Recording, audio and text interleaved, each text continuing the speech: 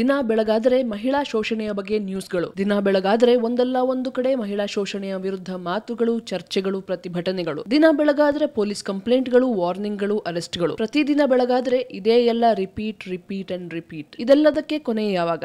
ಯಾವ ದಿನ ಪ್ರತಿಯೊಬ್ಬ ಹೆಣ್ಣು ಮಗಳು ಮನಸ್ಸು ಗಟ್ಟಿ ಮಾಡಿ ಧೈರ್ಯ ತುಂಬಿಕೊಂಡು ತನ್ನ ಮೇಲೆ ಬಿದ್ದ ಕೆಟ್ಟ ದೃಷ್ಟಿಯ ವಿರುದ್ಧ, ತಾನು ಅನುಭವಿಸಿದ ಕೆಟ್ಟ ಸ್ಪರ್ಶದ ವಿರುದ್ಧ, ತನಗೆ ಕಳಿಸಲಾದ ಕೆಟ್ಟ ಮೆಸೇಜ್ಗಳ ವಿರುದ್ಧ, ತನ್ನ ಮೇಲೆ ಎಸಗಲಾದ ಲೈಂಗಿಕ ಕಿರುಕುಳ, ಅತ್ಯಾಚಾರದ ವಿರುದ್ಧ ಮಾತಾಡ್ತಾಳೋ ಆ ದಿನದಿಂದ ಸಮಾಜದಲ್ಲಿ ಸುಧಾರಣೆ ಆಗ್ಬೋದೇನೋ. ಇದನ್ನೆಲ್ಲ ಯಾಕೆ ಹೇಳ್ತಾ ಇದೀವಿ ಅಂದ್ರೆ, ನಟಿ ನಿರೂಪಕಿ ಶೀತಲ್ ಶೆಟ್ಟಿ ಅವರು ತಮಗೆ ಕಳಿಸಲಾದ ಕೆಟ್ಟ ಮೆಸೇಜ್ ಒಂದನ್ನ ಫೇಸ್ಬುಕ್ ನಲ್ಲಿ ಶೇರ್ ಮಾಡಿದ್ದಾರೆ, ಅದರ ಬಗ್ಗೆ ಮಾತಾಡಿದ್ದಾರೆ. ಜೊತೆಗೆ ಇಂಥ ಅಸಭ್ಯತೆಯನ್ನ ಫೇಸ್ ಮಾಡ್ತಿರೋ ಪ್ರತಿಯೊಬ್ಬ ಹೆಣ್ಣು ಮಗು ಇದರ ವಿರುದ್ಧ ಮಾತಾಡಬೇಕು ಅಂತ ಕೇಳ್ಕೊಂಡಿದ್ದಾರೆ. ನಾನು ಇವಾಗ ಇಲ್ಲಿಗೆ ಯಾಕೆ ಬಂದಿದ್ದೀನಿ ಅಥವಾ ಲೈವ್ ಯಾಕೆ ಮಾಡ್ತಾ ಇದ್ದೀನಿ ಅಂದ್ರೆ, ನೆನ್ನೆ ಒಂದು ಪೋಸ್ಟ್ ಹಾಕಿದ್ದೆ. ನನಗೆ ಯೂಶಲಿ ಇನ್ಬಾಕ್ಸ್ ಅಲ್ಲಿ ಏನೇನೋ ಮೆಸೇಜ್ಗಳು ಬರ್ತಾ ಇರುತ್ತೆ, ಏನೇನೋ ಹೇಳ್ತಾರೆ, ಏನೇನೋ ಮೆಸೇಜ್ಗಳು ಮಾಡ್ತಾ ಇರ್ತಾರೆ. ಕೆಲವರು ತುಂಬಾ ಚೆನ್ನಾಗಿರೋ ಮೆಸೇಜಸ್ ಹಾಕ್ತಾರೆ, ಸೊ ದ್ಯಾಟ್ ನನ್ನ ಸ್ವಲ್ಪ ಇಂಪ್ರೂವ್ಮೆಂಟ್ಸಿಗೆಲ್ಲೋ ಒಂದ್ ಕಡೆ ಸ್ಕೋಪ್ ಇರೋಂಥ ಮೆಸೇಜಸ್ ಹಾಕ್ತಾರೆ.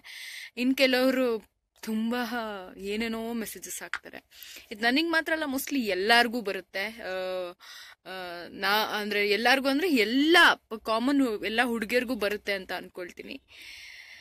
ಸೊ ಇದ್ರ ಬಗ್ಗೆ ನನಗೆ ನಿನ್ನೆ ಹಾಕಿರೋ ಪೋಸ್ಟ್ ಬಗ್ಗೆ ಒಂದಷ್ಟು ಜನ ಹುಡುಗಿಯರು ಕೂಡ ಮೆಸೇಜ್ಗಳು ಮಾಡಿದ್ರು. ಏನಂದ್ರೆ ನಮಗೂ ಬರುತ್ತೆ ಮ್ಯಾಮ್, ಬಟ್ ನಿಮ್ ತರ ಹಿಂಗೆ ಫೇಸ್ಬುಕ್ ಅಲ್ಲಿ ಹಾಕೋ ಅಷ್ಟು ಅಷ್ಟು ಮಟ್ಟಿಗೆ ಧೈರ್ಯ ಬಂದಿಲ್ಲ ಅಂತ ಹೇಳಿ. ನನಗೂ ಆಕ್ಚುಲ್ ಆಗಿ ಧೈರ್ಯ ಬಂದಿರಲಿಲ್ಲ. ನಾನು ಏನ್ ಮಾಡ್ಲಿ ಅಂತಾನೆ ಯೋಚನೆ ಮಾಡ್ತಾ ಇದ್ದೆ. ಸೊ ನನ್ನ ತಮ್ಮ ಬಂದ್ಬಿಟ್ಟು, ಇಲ್ಲ ನೀನೇ ಮಾಡ್ಲಿಲ್ಲ ಅಂದ್ರೆ ಇನ್ಯಾರು ಮಾಡ್ತಾರೆ, ಹಾಕು ಫೇಸ್ಬುಕ್ ಅಲ್ಲಿ ಹಾಕು, ಏನು ತೊಂದರೆ ಇಲ್ಲ, ಅವ್ನು ನೋಡ್ಕೊಳ್ತಾರೆ ಜನಾನೇ ಅಂತ ಅಂದ್ರು. ಸೊ ಅದಕ್ಕೆ ಧೈರ್ಯ ಮಾಡಿ ನಾನು ಒಂದು ಲೆವೆಲ್ ಆಫ್ ಧೈರ್ಯ ತಗೊಂಡೇ ಹಾಕಿರೋದು, ಯಾಕಂದ್ರೆ ಕಮೆಂಟ್ಸ್ ಅಷ್ಟು ಕೆಟ್ಟದಾಗೆ ಇತ್ತು. ಸೊ